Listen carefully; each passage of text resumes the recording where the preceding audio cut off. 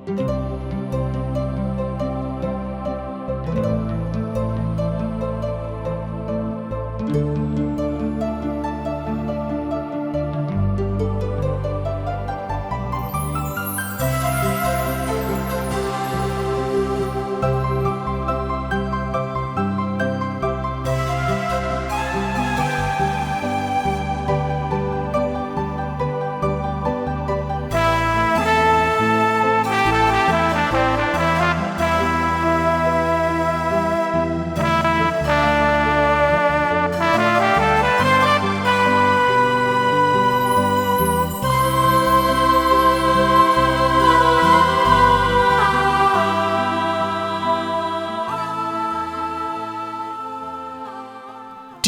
का प्रस्तुति जिंदगी की राह बाइबल की पुस्तक का क्रम से अध्ययन हवे, जौना में आपके उ सब मिली जीवन की परमेश्वर द्वारा बचावे और मसीह नियर जिए खातिर जरूरी है।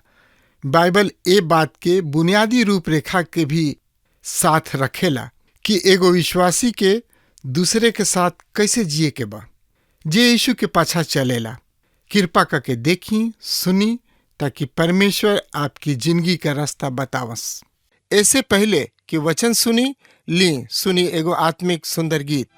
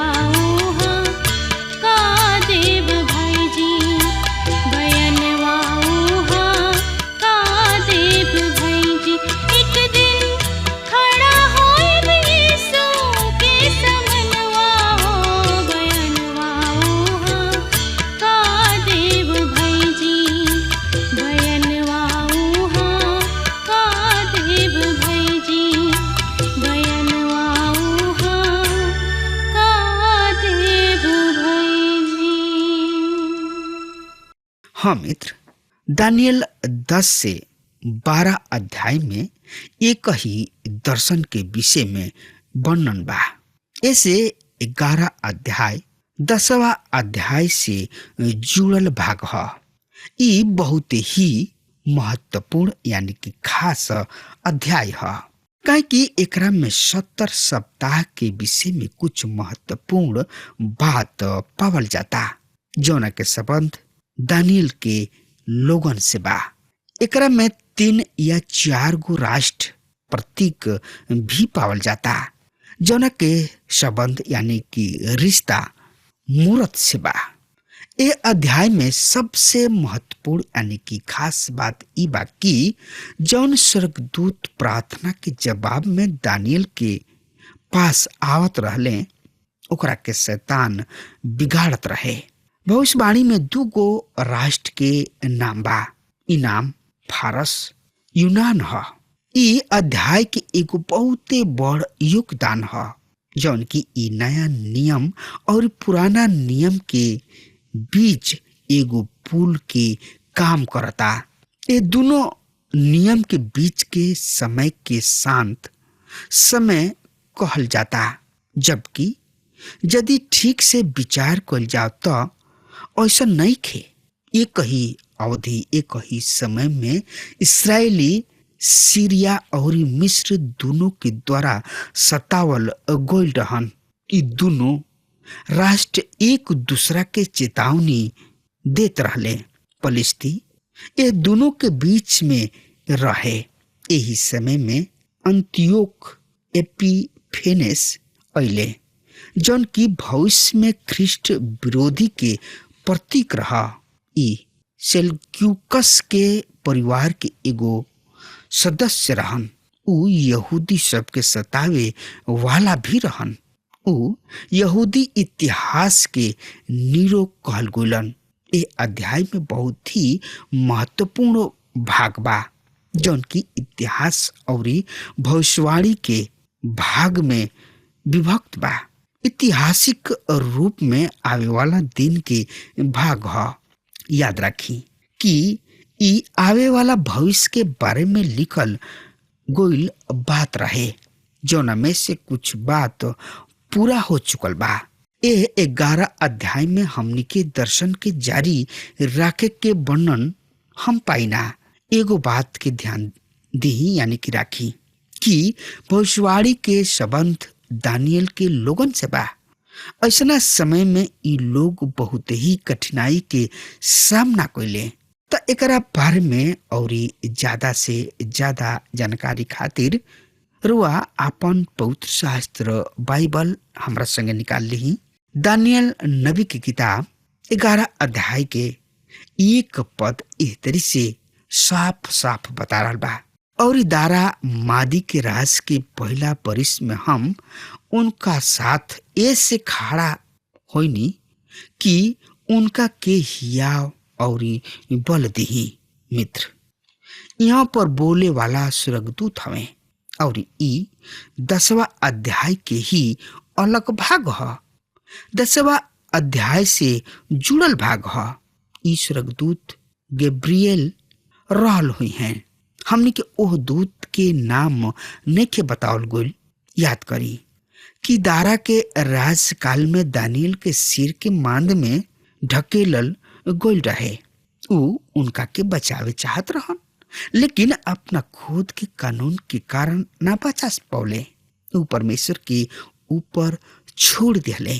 त एकरा बारे में और जाने बुझे समझे सोचे विचारे खातिर रुआ आपन पवित्र शास्त्र बाइबल निकाल ली और देखी दानियल नबी की किताब 6 अध्याय के 16 पद ए तरी से बता रहल बा। तब राजा के आज्ञा से दानियल ले आवल गुले और सिंह सब के मांद में डाल दिहल गुलन। राजा दानियल से कहले, तोहर परमेश्वर जौना के तू हरदम उपासना करला उहे तोहरा के छोड़ई है। मित्र, स्वर्गदूत दानियल के विश्वास के मजबूत कइलन।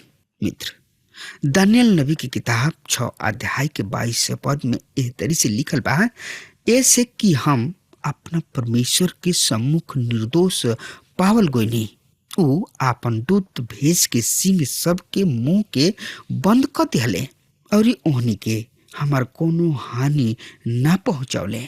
और हे राजा, तोहरा प्रति भी हम कोनो अपराध ना कोइनी।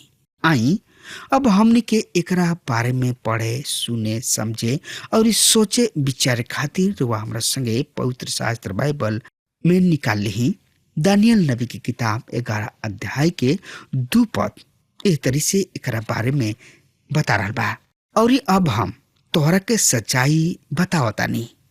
फारस में 3 राजा सबके उदय हुई। तब वो सबसे अधिक धनी एगो चौथा राजा हुई। वो अपना धन के कारण पराक्रमी होते ही सब लोगन के यूनानी राज के विरुद्ध उभारी। यहाँ पर भविष्यवाणी के बहुत ही स्पष्ट वक्तव्य बा जौन की हूबहू पूरा भइल बा। ये अध्याय के भविष्यवाणी बहुत ही बृहद बा और सही भी बा, जौना से स्वतंत्र विचार धारा के लोग स्वीकार ना करले कि ई सच्चाई पहले ही लिखल जा चुकल बिया। ऊ ए बात पर जोर देले कि दानियल के भविष्यवाणी एकरा बाद लिखल गइल और ई ऐतिहासिक बन गइल। मित्र, व्यक्तिगत विचारधारा के लोग के हम स्वतंत्र विचारधारा के व्यक्ति ना मानेलन, काहे कि उनकर मन संकुचित होता। जब स्वर्गदूत दानियल के इस सूचना देले तो ऊ जानतानी कि ए भविष्यवाणी के पूरा होखे तक दानियल जीवित ना रही है।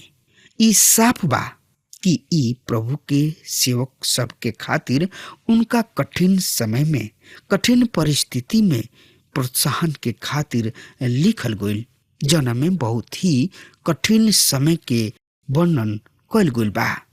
साथ ही साथ आवे वाला वंशज के खातिर लिखल गइल, ताकि लोग जाने कि परमेश्वर शुरू और अंत दोनों के जाने ले। स्वर्गदूत उनका से कहलन कि खुसरू राजा के बाद फारस के 4 गो महत्वपूर्ण रात हुई। कौन रात हुई? सुनी ध्यान से। पहला राजा कम्बी शेष 529 बीसी। दूसर कहा सेकुंडो स्मेरिडिस 522 बीसी। तीसर कहा दारा 521 बीसी। चौथ कहा क्षयस्र 480 बीसी। ई हरावल गोले, एकरा बाद कभी उठ ना पौले। त एकरा बारे में और ज्यादा से ज्यादा जानकारी खातिर रुआ हमर संगे आपन पवित्र शास्त्र बाइबल निकाल लेही और ओमे देखी दानियल नबी की किताब 11 अध्याय के 3 पद एह तरी से बता रहल बा। लेकिन एगो पराक्रमी राजा उठी हैं और बड़ा ही अधिकार के साथ राज करत मनमानी करी हैं। मित्र, एगो पराक्रमी राज्य, ई पराक्रमी राजा सिकंदर महान हवे, जौन की 535 बीसी में राजा बनले और ग्रीको मेसोडोनियन शासक बनले। उ फारस पर भी विजय प्राप्त कइलन और संसार पर भी विजय के पौले। यही अध्याय के 4 पद पर उनका उदय होते ही उनकर राज छीन भिन्न होके चारों दिशा में बट गइल। ई ना तो उनका वंश के मिली और ना उनका अधिकार के अनुसार कइल जाई, काहे कि उनकर राज्य सत्ता छीन के अन्य लोगन के दे दिहल जाई। सिकंदर महान संसार पर शासन कइलन। संभवतः उनका किने सेना नीति बहुते बढ़ रहे, लेकिन उ 323 बीसी में शराब पी के मुँह गइले। उनकर आपन संतान अतना बड़ साम्राज्य पर राज ना कर पौले। उनकर राज 4 गो बड़ भाग में बट गइल। उनकर 4 गो जनरल यानी कि बड़ पदाधिकारी ये चारों भाग पर राज कइलन। अंत में ई चारों राज्य रोमी शासक के अधीनता में चल गई। प्रिय मित्र, दानियल नबी की किताब 11 अध्याय के 5 पद एह तरी से बतावता, तब दक्षिण के राजा सामर्थी हुई हैं, पर उनका प्रधान में से एगो उनका से अधिक बलवान होके प्रभुत्व प्राप्त करी हैं और उनकर राज अति महान हुई। हाँ मित्र, दक्षिण देश के राजा यानी कि दक्षिण इस्राएल के राजा यही अध्याय के 6 और 7 पद एह तरी से बता रहा बा। और कुछ बरिस के बाद उ आपस में संधि कर लिहले और दक्षिण के राजा के बेटी उत्तर के राजा के पास समझौता कर जाइ हैं, पर ये दोनों के पराक्रम जात रही और उ स्त्री ओ समय आपन ले आवे वाला, आपन पैदा करे वाला और आपन समर्थक सहित त्याग दिहल जाई। पर उनका वंश में से एगो उठ के उनका स्थान पर विराजमान हुई हैं और उनका सेना पर पराक्रम क के उत्तर के राजा के किला में प्रवेश करी हैं यानी कि घुसी हैं और उनकर सामना क के प्रबल हुई हैं। पटोलेमी यूरगेटेस बेरेनिक के भाई रहन, जौन की अपना सेना के साथ सीरिया पर चढ़ाई करे खातिर आयल रहन। किला पर आपन कब्जा जमा लिहले, जौन की आतंकिया के बंदरगाह पर ओह दिन में रहे। यही अध्याय के 8 और 9 पद में लिखल बा, और उनकर देवता सब और ढालल मूर्ति और सोना और चांदी के बहुमूल्य यानी कि कीमती बर्तन सब के लूट के मिस्र ले गई हैं। एकरा बाद वो कुछ बरिस तक उत्तर के राजा से हाथ रोक ले रही हैं। तब उत्तर के राजा दक्षिण के राज्य में प्रवेश करी हैं, पर अपना देश में लौट आई हैं। कहल जाला कि पटोलेमी यूरगेटेस वहां से मिस्र 4000 टैलेंट सोना, 40,000 टैलेंटस चांदी और 25,000 मूर्ति ले गुले। देखी कौना तरी से ई भविष्यवाणी पूरा भइल। त एकरा बारे में सोचे विचारे खातिर रुआ हमारा संगे आपन पवित्र शास्त्र बाइबल निकाल ली। दानियल नबी की किताब 11 अध्याय के 10 से 13 पद में लिखल बा। लेकिन उनकर बेटा अनेक बड़ बड़ दल जमा करके युद्ध करी हैं और ओह में से एगो युद्ध करत प्रबल हो जाई और इस सेना के चिरत उनका कुल तक लड़त चली हैं। तब दक्षिण के राजा क्रुद्ध होके निकली हैं और उत्तर के राजा से युद्ध करी हैं, पर ई राजा लड़े खातिर एगो बड़ सेना जमा करी हैं, जौन की दक्षिण के राजा के हाथ में क दिहल जाई। जब वो सेना मार के भगा दिहल जाई, तब उनकर दिल घमंड से फूल उठी और उ लाखों लोगन के मरवा डली हैं, फिर भी प्रबल ना हुई हैं। काहे कि उत्तर दिशा के राजा दक्षिण के राजा के अपेक्षा बड़ सेना जमा क के कुछ बरिस के पश्चात विशाल सेना और बहुत साज सामान लेके चढ़त जाई हैं। सीरिया और मिस्र के बीच लगातार युद्ध होत रहल और इस्राएल हमेशा गलत निर्णय लिहले, एकरा एक के बाद दूसरा के बंधुआई में जात रहले। दानियल 11 अध्याय के 14 पद एह तरी से बता रहा बा। सुनी ध्यान से, हम एह पद के पढ़ल बने। और ओह दिन में बहुत लोग दक्षिण देश के राजा के विरुद्ध उठ खड़ा हुई हैं और तोहरा लोगन में से भी अनेक उपद्रवी लोग मोड़ी उठौले, जौना से की बात पूरा होके पर उ ठोकर खई हैं। इस समय इस्राएल राष्ट्र के बहुते लोग बध कैल गोले और उत्तरी तथा दक्षिण दोनों राजा सब के द्वारा सताव सहत रहले।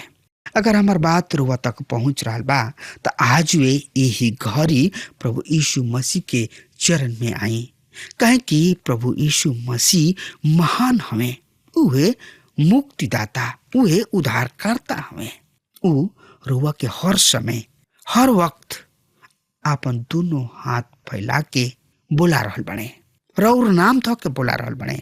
हाँ मित्र, सताव तो आई, चाहे कोनो राजा कतनो बड़ कतनो खिसिया काहे ना होखस, लेकिन सताव आईबे करी और हमनी के इस सताव में जूझे के बा और सामर्थी बने के बा।